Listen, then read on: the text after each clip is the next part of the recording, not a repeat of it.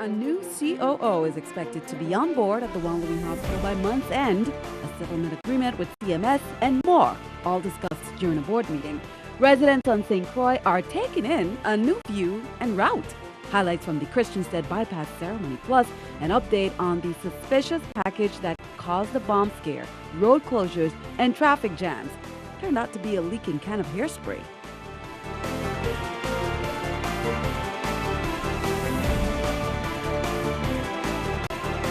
Hello, welcome, and thank you for joining us on this edition of News 2. I'm Sandra Romancing. The Juan Luis Hospital and Medical Center could have a chief operating officer on board as soon as January 31st during a 3-hour emergency meeting Wednesday night. Board officials say they've narrowed down the choice from 3 to 1 and would be making an offer as early as Thursday. News 2's Erica Parsons has that story.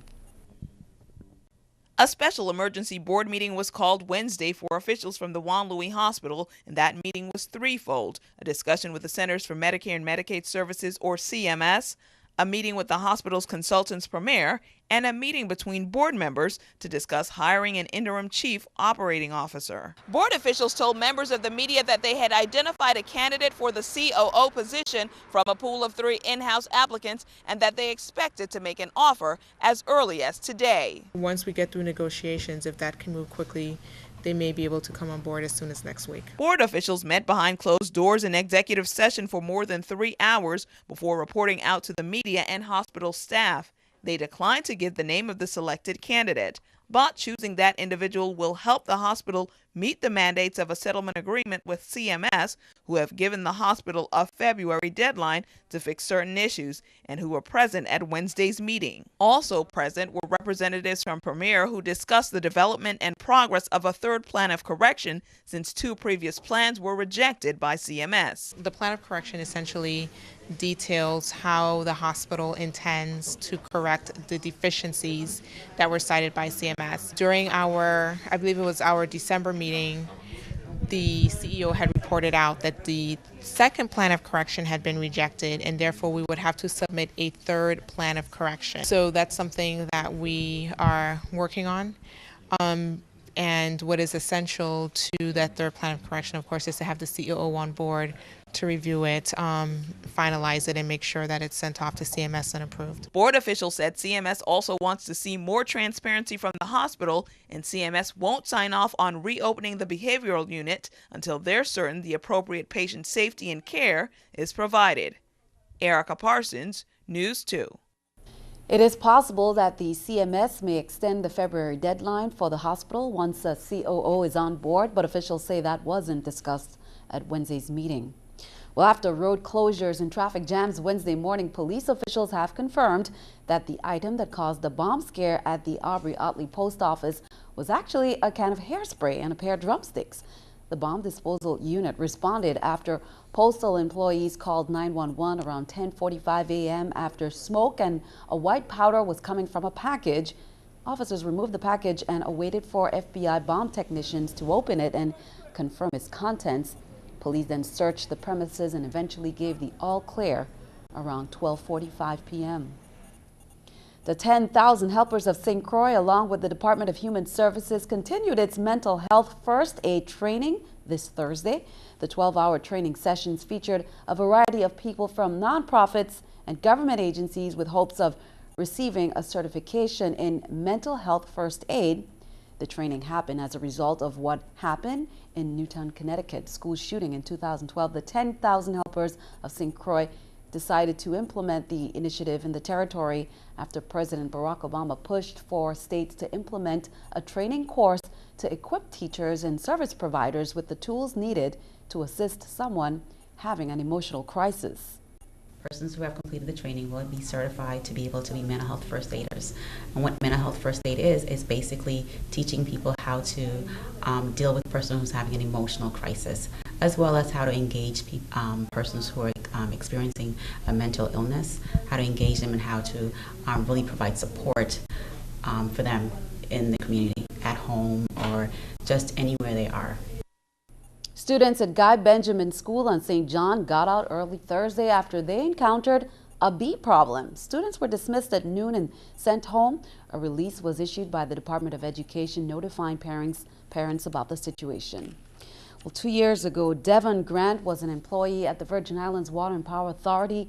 He said one day he went to work and the next he was assaulted and kicked down a flight of stairs, leading to a disability. Grant's life was turned upside down after he was taking off workers' compensation, and now he has a lot of questions. News 2's Erica Bivens brings you Grant's story. 2 years ago, Devon Grant was a second-class operator at WAPA's Harley plant. Today, he gets by walking with a cane, wondering how he's going to support his 15-year-old daughter. And now, over one incident, basically my whole world has been turned upside down. Grant went from a $40,000 salary to now relying on food stamps. And it all stems from what he says was a workplace assault, captured on tape. Surveillance video from the plant shows Grant wearing the yellow hat, leaving the control room. Grant says he was on his way to report his co-worker for making threatening remarks. But while walking to the stairs, Grant says his co-worker kicked him in the back, causing him to fall down the stairs. I ended up tearing some ligaments in my right wrist. And as a result of the fall, I now have 2 herniated discs in my lower lumbar. The discs are protruding and pressing on the nerves that goes down to my right leg. Grant filed a police report, went to court, and won his case. His co-worker was charged with simple assault. After about 2 months, workers' compensation kicked in, but then one day it just stopped. The authority then contacted workman compensation and had them stop paying me so they can now pay me job injury pay to satisfy our collective bargaining agreement. But Grant says workers' comp never contacted him to let him know they were going to cut off his funding. News 2 reached out to WAPA for a comment, but was told personnel matters are confidential, and it's the authorities' position not to discuss this matter in a public forum. What is that telling me? First, you try to cover up a crime, then after being fully aware of the crime, you're condoning on-the-job violence by having this individual still employed. Grant says he's now in talks with WAPA's board of directors, hoping for some sort of restitution. For News 2, I'm Erica Bivens. News 2 also reached out to the co-worker who assaulted Grant, but did not receive a response as of news time. Well, for the past few weeks, motorists have been driving through a completely new route in Christiansted Town, and now officials have cut the ribbon Thursday morning to officially mark the opening of the Christiansted bypass. News 2's Jan brings us more from the ribbon cutting ceremony.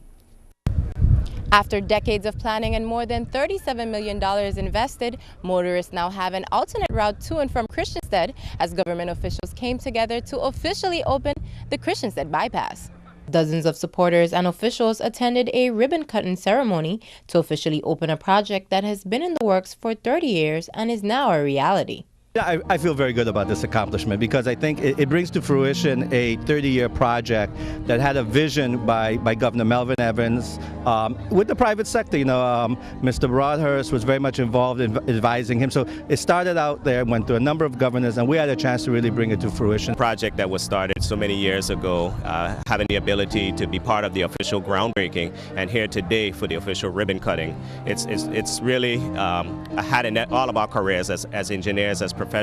With $37 million invested in this project, officials say that the completion of the bypass is just one step towards revitalizing Christiansted Town. But what this will now enable is for the motoring public who really want to go and patronize downtown to have a more less congested, more efficient, safer environment. And then at the end of the day, we have other improvements that are slated to begin in downtown Christiansted, where we're going to be repairing the roadways, repairing sidewalks, doing a lot of uplifting to the downtown Christiansted area, which ultimately will promote and stimulate the economy here on the island of St. Croix. While some initially opposed the project, officials feel that its completion and its panoramic view has had a positive impact on residents. There's a lot of controversy with the project, a lot of doubt, quite frankly, but I think the opening up of the project is really, something that people have accepted. One, because it relieves a lot of congestion. Two, because I think there's a beauty of St. Croix that people are now seeing and realizing that it's really set a different tone. Department of Public Works, we all believed in perseverance and to stick with the project, to see it to come to reality. The individuals or the groups that did not want to see this project come to fruition, I will honestly say, and I truly believe today, that they themselves are all pleased with the outcome of this bypass today. Jan, News 2. Now, officials encourage residents to enjoy the full experience of the Christiansted bypass by taking walks, exercising, or just checking out the panoramic view at its lookout point. Well, officials from the Virgin Islands Next Generation Network want to let you know that significant progress has been made in the high-speed broadband internet network project. Updates include the territory-wide trenching operations, which have been bumped up to completion percentage to 25%. In regards to the construction service, 2 local contracts, which total $6.6 million, have been awarded for the installation of cables in the territory. It is also reported that the NTIA, the territory's partner in the National Broadband Technology Opportunities Program, have increased their match for the Comprehensive Community Infrastructure Grant from 67% to 80%. This cash match reduces the amount that VINGN and the USVI government will only be required to provide from $14.14 million to $4.25 million instead of the listed required for the project. Members of the Virgin Islands National Guard played an active role in the swearing-in Monday of President Barack Obama for his second term. The VI's 661st Military Police Unit was one of many units on hand to lend support to the Secret Service, FBI, National Park Police, and other law enforcement agencies during the 2013 inauguration. The more than 50 VI guardsmen first had to be deputized by the Washington, D.C. Police Department so they could act in a law enforcement capacity in the nation's capital. Many provided security assistance and traffic and crowd control. They also provided expertise in transportation, communications, and medical and logistical support. You can learn a lot from this, and that's part of the takeaway that we already looking forward for this. We're looking for the experience to see what we can learn, what we can glean, and what we'll be able to take away from this experience. A week after President Obama announced new gun control proposals, Congress gets ready to debate new legislation. Today, Democrats were introducing a bill that would ban assault weapons in high-capacity magazines. Gun rights advocates say they are ready to stop the legislation. Tara Mergener reports from Washington. Both sides of the gun control debate brought their message to lawmakers in Pennsylvania's capital.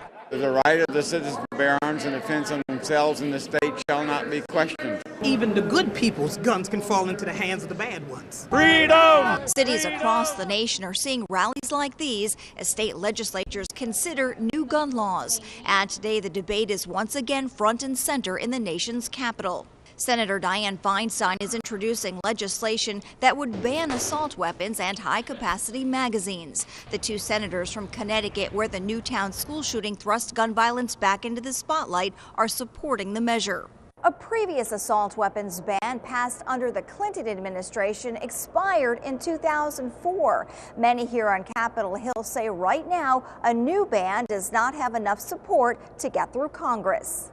The National Rifle Association has said it will work to block gun control legislation, and across the country, a handful of sheriffs say they will not enforce an assault weapons ban if they believe it's unconstitutional. Don't pass any laws where you are going to confiscate firearms and turn my law-abiding citizens into criminals.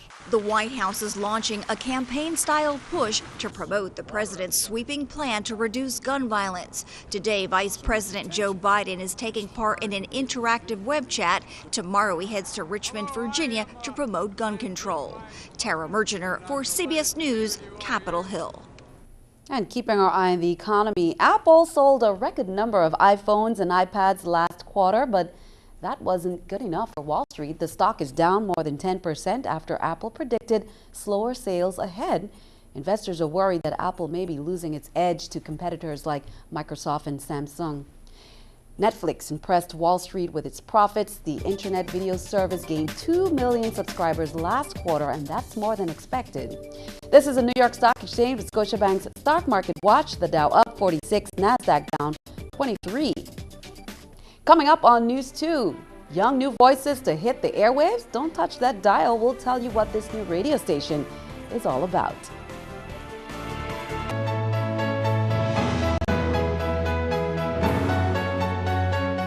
The University of the Virgin Islands now has a radio station. AM 1090 will allow students to learn how to manage, operate, and produce programming for a radio station. Located on the St. Thomas campus, the university is leasing the frequency from WGOD for 5 years. The station went live on January 9th, and their hours of programming are 7 days a week from 6 a.m. to 6 p.m. And they overwhelmingly said to me that this was something they wanted. But I cautioned them that though I was committed to it, I did not foresee this happening in their lifetime. That maybe those who were first year or second year students might see it, but that bringing something like this about would take time, would take resources, and I did not want to mislead them. But yet, within less than a year, we are standing here for the inauguration. On the 29th and 30th of January, the Caribbean Green Technology Center at the University of the Virgin Islands will be holding a 2-section forum on renewable energy policy and financing options. The forum, which is entitled Keeping the Lights On, aims to spotlight the benefits of renewable energy and its technology. It will also focus on identifying the barriers that exist to the uptake of renewable energy. The session kicks off next Tuesday from 9 a.m. to 5 p.m. for policymakers. Then the public is invited on Wednesday from 5 p.m. to 7:15 p.m. All sessions will be held in UVI's first floor conference room. Stick around, your News 2 AccuWeather forecast is coming up next.